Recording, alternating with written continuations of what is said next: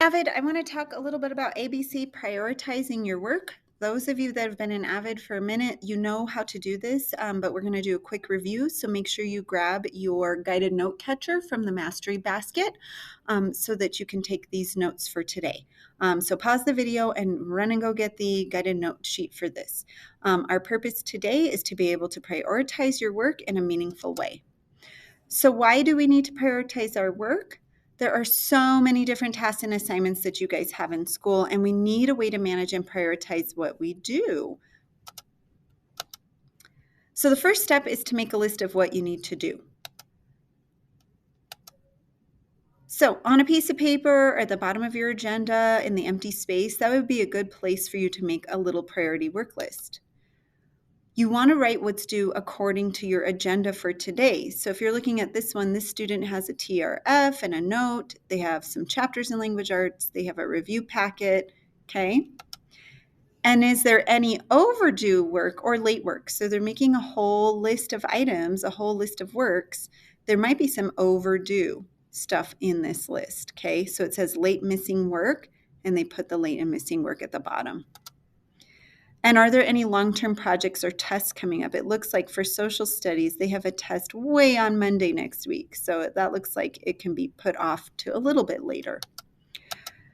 Now that you have a list, you have to decide what the A's, the B's, and the C's are. An A is something that needs to get done today. It has top priority, A1, A2, or A3.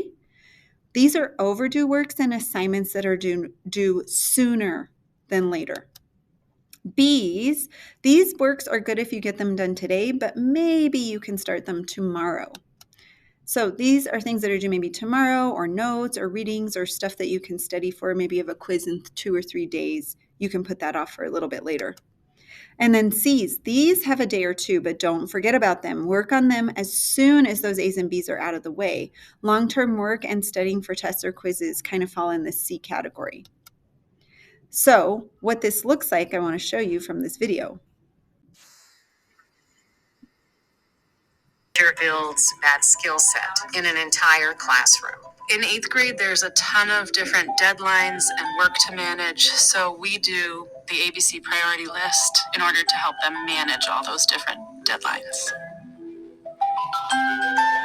Somebody always goes up to start a priority list. It helps us categorize everything that we have and organize from most important to least important. We have the West Virginia versus Barnard case questions for social studies. When does that do? Today. So that's a high priority.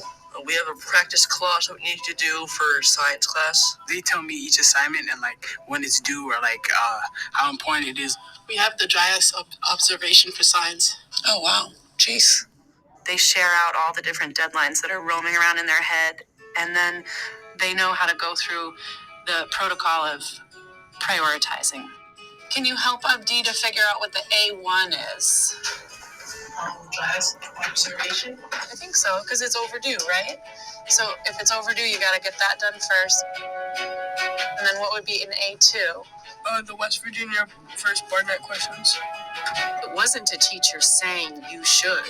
It was a student saying, here's what I think are the ways in which these activities should be prioritized. So in effect, what this teacher was doing was modeling and teaching executive function skills.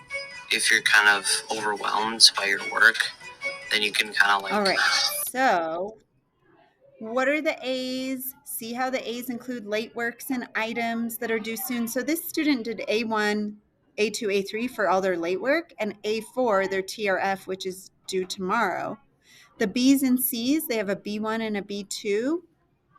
The B1 is not due till Thursday, and the B2 is also not due till Thursday, so that's why they put it in the B category. And the C's have a little bit longer time for them to get it done, okay? So now you want to think about your frog. If you wake up every morning and eat a frog, everything else will taste great. What assignment is your frog? What's the thing you've been putting off for the longest time? You want to get that out of the way, make that your A1 or make that your frog, and you want to do that first. And you're going to create a priority list on your guided note sheet right now. And when you're done, turn it in. Hi, friend.